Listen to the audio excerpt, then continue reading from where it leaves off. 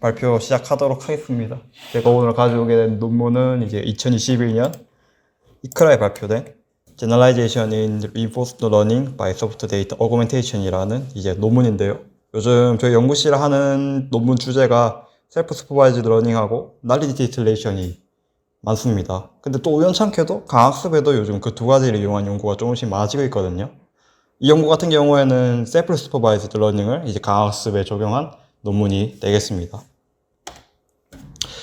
목차는 다음과 같고 이렇게 진행을 하도록 하겠습니다. 네, 먼저 강학습에 대해서 간단히 다시 이제 설명하고 들어가면 이제 강학습에서는 이제 에이전트라는 존재가 있습니다. 이 친구가 이제 저희가 학습시켜야 될 모델이고요. 그리고 이제 그 모델이 주어진 환경에서 이제 행동을 하게 됩니다. 그러니까 환경에서 이제 스테이트를 주고요. 이제 그 스테이트를 기반해서 이제 에이전트는 적절한 행동을 하게 되고 그에 맞춰서 다시 이 환경은 보상을 지급하게 됩니다. 이렇게 함으로써 이제 에이전트는 이 환경 내에서 가장 최적의, 그러니까 스테이트별로 가장 최적의 학습 액션을 취하는 그런 방식으로 학습을 하게 된 게 이제 강학습으로 이해하시면 될 것 같습니다. 이렇게 이제 강학습을 잘 학습하면은 이제 이렇게 이제 잘 뛰는 하나의 에이전트가 만들어지게 되는데요. 이제 기존의 강학습에서는 이제 아까 제가 보여드린 그림처럼 이 스테이트라는 게 있었잖아요. 이 스테이트는 사람이 정해야 됩니다. 조금 아날로그적이죠. 이게 이제 사람이 스테이트를 정의하고 그 적합한 스테이트로 이제 폴로시를 학습시키는 게 이제 기존의 이제 RL의 방식입니다. 근데 이런 이제 접근법도 있지만 요즘 보시면 엔드-투-엔드라는 방식도 있잖아요. 처음부터 끝까지 이제 신경망이 학습을 하도록 한다. 강학습도 그런 비슷한 접근이 있습니다. 그냥 사진을 주고 이제 인코더가 여기로부터 이제 적합한 이제 스테이트를 추출하고 인코더가 추출한 스테이트로 이제 폴로시는 적합한 액션을 만드는 거죠. 이전에서는 이제 폴로시만 학습을 한다면 이제 최근에는 이제 이 스테이트를 추출하는 인코더와 그다음에 액션을 이제 반환하는 폴로시 이 두 개를 같이 이제 학습하는 그런 방향으로도 현재 연구가 진행이 되고 있습니다. 그러면 이제 이거를 분야를 딱히 공식적으로 부르는 말은 없지만 일단 비주얼 RL이라고 했을 때 이 비주얼 RL의 목표는 두 가지인데요. 처음에는 이제 인코더를 잘 학습시키는 레프레젠테이션 러닝이 될 거고요. 두 번째는 당연하게도 이제 스테이트에 대해서 제대로 된 액션을 내뱉는 폴로시 러닝이 되겠습니다. 즉 이 두 가지를 잘 학습하는 게 이제 목표가 되겠죠. 근데 문제가 발생하는데요. 이게 저희가 이제 인코더를 붙였잖아요. 그렇게 되면 이제 강학습은 컴퓨터 비전에서 발생하는 문제도 다 같이 떠안게 됩니다. 즉 이제 컴퓨터 비전에서 엄청 자주 발생하는 이제 도메인계 문제가 되겠죠. 이거 보시면 이제 소스 도메인이고 이제 이거 보시면 타겟 도메인을 확인할 수가 있습니다. 보시면 이제 소스에서는 이제 약간 배경이 별빛 배경이고 밑에는 환한 이제 낮에 이제 자동차가 움직이는 그런 환경일 건데 반면에 타겟에는 보시면 좀 다른 그림이고 이제 여기는 이제 해질녘에 자동차 운행하는 그런 도메인을 보실 수 있을 거예요. 강학습에서 보통 소스 도메인에서 아무리 잘 학습해도 이 타겟 도메인 넘어간 순간 급격한 성능 저하가 발생하게 됩니다. 이거를 이제 도메인계 문제라고 하고 이제 강학습에서 이제 극복해야 될 문제로 대두가 되었습니다. 이걸 해결하는 방법이 뭐냐 했을 때 저희가 컴퓨터 비전에 있는 인코더를 가져왔으니까 컴퓨터 비전에서도 이와 비슷한 문제를 해결하는 방법이 있을 거 아니에요.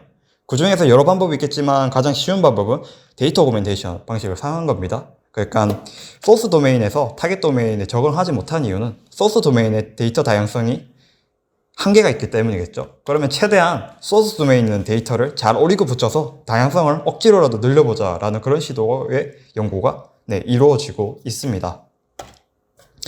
첫 번째 연구는 보시면 이제 그 도메인 랜더마이제이션 방식으로 이제 소스 도메인을 다양화하는 방식인데요.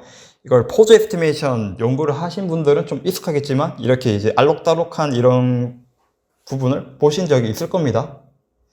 이걸 통해서 이제 다양한 이미지에서 이제 강학습을 학습하는 연구가 이루어졌고요. 2017년에. 그 다음에는 이제 설명하기 전에 액터와 크리틱이 있는데 그러니까 이제 여러 가지 도메인에서 이제 이미지 뒤죽박죽해서 이제 학습을 시킨다 했잖아요. 보시면 이 액터와 크리틱이 있는데, 이 액터는 말 그대로 실제로 행동을 취하는 친구고요. 크리틱은 이 액터가 제대로 행동을 했는지 평가하는 친구입니다. 그래서 직관적으로 봤을 때는 이제 이 액터를 평가하는 이 친구는 제대로 된 정보를 줘야 될 거 아니에요. 그래서 이 친구에게는 인간이정의 스테이트를 주고, 액터에게는 이런 이미지를 줌으로써 이렇게 이제 다양한 도메인에서 학습한 이제 모델을 하는 연구가 이루어졌는데, 그 다음 연구에서는 이제 액터, 크리틱 둘 다 이런 이미지를 넣어서 학습하는 연구가 이루어졌습니다. 그 후속 연구로는 그 도메인 랜더마이제이션을 부족하니까 더 많은 도메인 오그멘테이션 방식으로 한번 해보자, 그런 연구가 있었고요. 근데 이렇게 했을 때 문제점이 있습니다. 예를 들어서 이제 파란색으로 표시한 부분이 이제 스트롱 오그멘테이션이고요. 빨간색으로 표시한 부분이 이제 위크 오그멘테이션입니다. 이걸 스트롱하고 위크를 정의하는 그런 건 없지만 이렇게 있다는 가정하고 넘어가겠습니다. 만약에 살짝만 오그멘테이션을 취했다고 가정했을 때는 이 데이터 매니폴드의 안에는 있을 겁니다. 하지만은 이 주변에 다 모여 있겠죠. 그렇기 때문에 데이터 다양성을 충분히 높일 수가 없습니다. 반대로 너무 급격하게 오그멘테이션을 가하게 된다면 이렇게 데이터 매니폴드의 바깥에 있게 되겠죠. 이 두 개까지가 모두 다 훈련 과정을 언스테이블하게 만든다는 것입니다. 그러면은 언스테이블한 걸 어떻게 해결할까 했을 때 이런 연구가 있었는데요. 그러면은 각각의 경우에 가장 최적의 오그멘테이션을 하면 어떨까라는 그런 연구가 있었는데, 이 연구 역시도 결국에는 태스크에 의존하기 때문에 언스테이블한 문제를 가지고 있습니다. 이 연구 저자는 다시 돌아가서 오그멘테이션만으로는 충분할까라는 그런 질문에서 출발했는데요. 결국에는 아까 전에 이런 트레이닝에서 언스테이블한 문제가 발생한 이유는 저자가 생각하기에는 이 인코더와 폴로시를 함께 학습하기 때문에 발생한 것이 아닌가라는 생각을 하게 됩니다. 그러면은 같이 학습하는 게 아니라 얘 따로 이 친구 따로 학습하면 되는 거 아닌가? 라는 그런 생각을 하게 되는데요. 잠시 이제 그림이 나오는데, 이제 인코더 부분은 이제 이미지를 초래한 거기 때문에 약간 로봇 눈으로 한번 예시를 들어보고, 이제 폴로시는 직접 행동하기 때문에 로봇팔로 한번 예시를 들어보겠습니다. 그러면은 이렇게 되는 거죠. 같이 학습하는 게 아니라 먼저 레프레젠테이션을 제대로 학습한 레이어를 바탕으로 그냥 폴로시만 학습하면 되는 게 아닌가? 라고 그러는 거죠. 학습하는 게 아니라. 그러면 이렇게 해서 이제 이 알고리즘이 이제 탄생하게 되는데, 결국 이 알고리즘은 매우 쉽습니다. 요약하면 인코더를 먼저 학습하는데, 그 인코더를 학습하는 방식을 이 셀프 슈퍼바이스드 러닝을 사용했고요. 이렇게 해서 인코더를 학습하고 난 후에는 이제 인코더를 고정하고 이제 폴로시를 학습을 하게 됩니다. 이제 이거는 이 아키텍처 오버뷰인데요. 아까 처음처럼 이제 여기서 인코더를 먼저 학습하게 되는데, 보시면 이제 밑에 부분은 오그멘테이션 하지 않는 이미지가 될 거고, 위에는 오그멘테이션 된 이미지가 될 겁니다. 이제 이렇게 이 구조를 통해서 이제 컨시스턴시 로스를 줄이는 방향으로 이제 셀프 슈퍼바이즈 방식으로 이제 레프레젠테이션 러닝을 하게 되고요. 그 다음에는 고정한 이제 학습된 인코더를 고정한 후에 이제 폴로시만을 학습을 하게 됩니다. 이제 좀 더 자세히 들어가 보면 이제 레프레젠테이션 러닝에서 결국에는 그건 거잖아요. 이 원본 이미지와 이 오그멘테이션 된 이미지는 사람 눈으로 봤을 때는 이건 좀 너무 많이 오그멘테이션 됐네요. 어쨌든 그렇게 하더라도 의미적으로는 같은 이미지잖아요. 그러면 이제 신경망에게 이제 이 두 이미지가 의미적으로 같다는 것을 어떻게 학습시키지라는 게 이제 목표가 될 겁니다. 그래서 목표는 이제 두 개의 이미지를 통해서 이제 신경망을 통과해서 만들어진 이 레이턴트 벡터가 최소화되는 방향으로 학습을 시킨다면 결국에는 이 두 이미지가 의미적으로 같다라고 대답을 할 수밖에 없는 그런 방향으로 학습하지 않을까라는 게 이제 그냥 간단한 원리인데요. 이 아키텍처는 이 저자가 만든 아키텍처가 아니고요. 이 밑에 있는 유명한 셀프 슈퍼바이즈드 러닝에 있는 아키텍처를 따와서 강학습에 적용한 그런 경우입니다. 즉, 그 로스는 간단하겠죠? 원본 이미지로부터 추출한 레이텐트 벡터와 오그멘테이션 된 레이턴트 벡터의 차가 최소화되는 방향으로 이 인코더를 학습시키자가 이제 첫 번째 연구 단계가 학습 단계가 되겠고요. 여기서 있는 프로젝트는 이 아래하고 다른데 그 이유가 아래 두 연구에서는 이 프로젝트를 추가하는 게 좀 더 표현을 좀 더 높인다라고 해서 이런 방식을 사용을 하였다고 저자는 설명을 하고 있습니다. 어쨌든 이제 먼저 이제 레프레젠테이션 러닝을 마쳤으니 그 다음에는 이제 이 친구는 이제 훈련이 끝난 겁니다. 이제 완벽한 이제 레프레젠테이션 러닝 그 표현력을 가정을 하고 인코더를 고정한 상태에서 이제 폴로시만을 강학습 방식으로 학습을 하게 됩니다. 근데 이게 기억하실지도 모르겠지만 제가 이전에 발표한 시컨트하고 조금 비슷한 그 연구처럼 느껴져서 제가 가져왔긴 했는데요. 이 두 연구 모두 다 2021년에 발표된 연구입니다. 먼저 제가 지금 설명하고 있는 소다 같은 경우에는 이제 셀프 슈퍼바이즈 러닝 방식으로 이제 학습하는 방식이고요. 그 다음에 시컨트는 이제 날리지 디스틸레이션 방식으로 학습하는 방식입니다. 먼저 시컨트는 처음에는 이제 오그멘테이션이 되어 있지 않는 이미지를 가지고 티처를 먼저 학습을 하고요.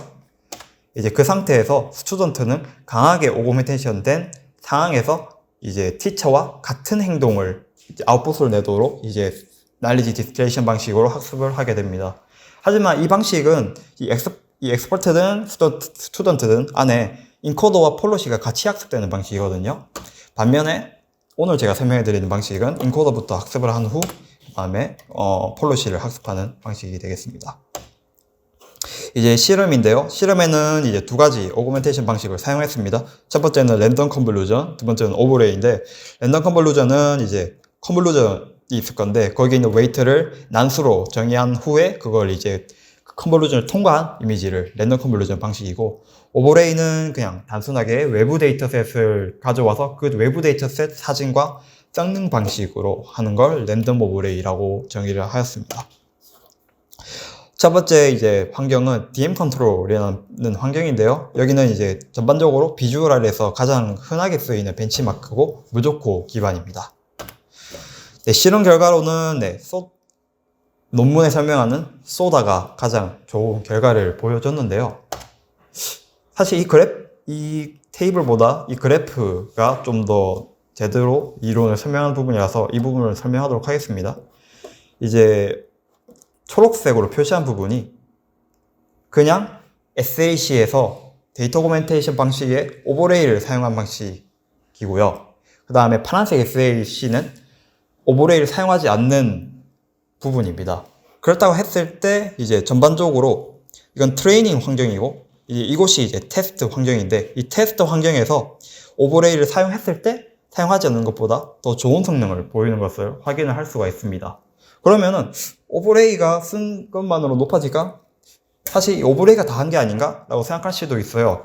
그건 아닌 게, 보시면 이제 소다 오버레이가 이제 빨간색인데, 소다와 SAC의 차이점은 소다는 이제 인코더를 아까 제가 설명한 셀프 슈퍼바이즈드 방식으로 학습한 게 소다고, SAC는 그거 없이 그냥 인코더와 폴로시를 같이 학습한 방식이 SAC라고 보시면 됩니다.